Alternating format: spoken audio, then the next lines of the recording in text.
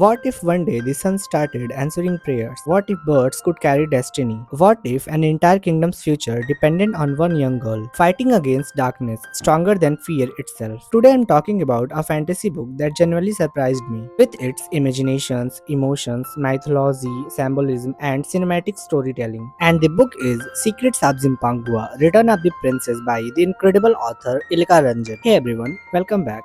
If you love fantasy stories filled with emotions, magic, hidden kingdoms, cosmic powers, soulmates, sacrifices, and epic battles between light and darkness, then trust me, today's review is for you. And honestly, this book was way more ambitious than I expected. At first, I thought this would be a simple fantasy adventure, but slowly, the story became bigger and deeper with magical words, celestial powers, emotional family bonds, mythology, hidden prophecies, rebellion against evil, and theme of hope and freedom. And by the end, it generally felt cinematic. So today I'm going to talk about what this book is about, what makes its world unique, my favorite characters, what I personally loved, a few things readers should know before starting, and why this book can actually entertain both younger readers and fantasy lovers. So let's enter the world of Zynpagua. Without giving any spoilers, this story follows Anika, a young girl who slowly discovers that her connection to Zynpagua is far deeper than she ever imagined. And Zynpagua itself is not just a kingdom. It feels like a magical universe connected with the sun, the moon, stars and planets, mystical birds, wallet powers, and spiritual energy. But this world is under the control of a dangerous ruler, Drudan. And trust me, Drudan is not just a normal fantasy villain. He represents fear, cruelty, obsessions, corruptions, and misuse of power. As the story moves forward, Anika, Vivian, Femina, Frederick, Leo, Sussina, and many others become connected through destiny, sacrifice, prophecies, and emotional struggles. And slowly, the story transforms from fantasy adventure into emotional battle between hope and darkness. Now let's talk about the best part of the book,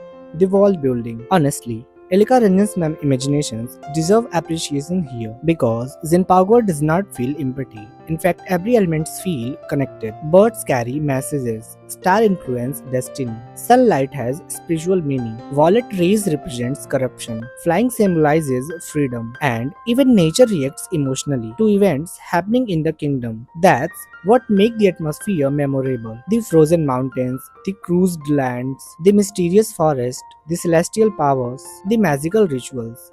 Everything creates visuals in your mind while reading. At multiple moments, I genuinely felt this would look amazing as an animated fantasy book or series. And one thing I loved is that the author mixes mythology, fantasy, emotional symbolism, science like magical system all together. That combinations actually makes the world feel unique. Now, let's talk about the characters. Anika is truly the emotional heart of this story. She is brave but also vulnerable. She cares deeply for people around her, and throughout the story, we see her slowly grow from an emotional child into someone carrying the burden of an entire kingdom. And honestly, that growth felt natural. Her connections with sunlight, hope, and healing becomes one of the strongest aspects of this story. Now Vivan. He might actually become many readers' favorite character because Vivan represents sacrifice. Throughout the story, he suffers constantly, emotionally, physically, mentally, but despite all that, he still chooses kindness and courage. Some of the most emotional scenes in the book involve Vivan, and by the climax, he genuinely feels like a revolutionary hero. Now,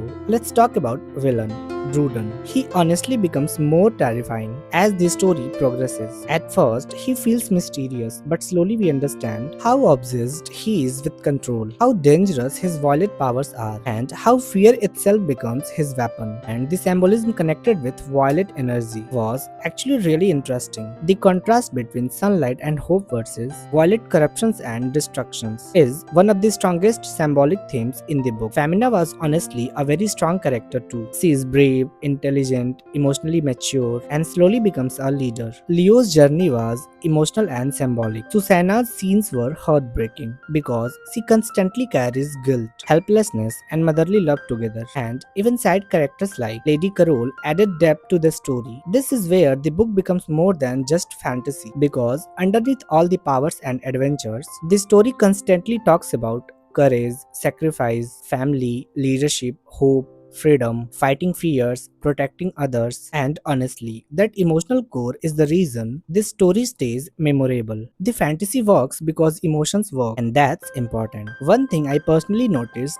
throughout the story was the symbolism. Birds are not just birds here, they feel like protectors, guides, spiritual messengers. Flying is not just flying, it shows freedom, courage, belief, and sunlight itself becomes emotional. Whenever lights appear, it feels like hope returning. Without spoiling too much, the climax was cinematic. Seriously, there were moments involving sunlight, fire, violet powers, rebellion, birds, cosmic energy, and emotionally changes sacrifices. And what I appreciated most is the final victory is not about the power. It's about faith, courage, unity. That's make the climax satisfying. Now, I genuinely want to appreciate Ilika Ranjan ma'am here because creating a fantasy universe like this is not easy. You can clearly see the imaginations, effort, and emotional investments poured into this story. The world building, symbolism, emotional arcs, magical systems, and visual atmosphere shows genuinely passions for storytelling. And honestly, the passion is visible throughout the book. So overall,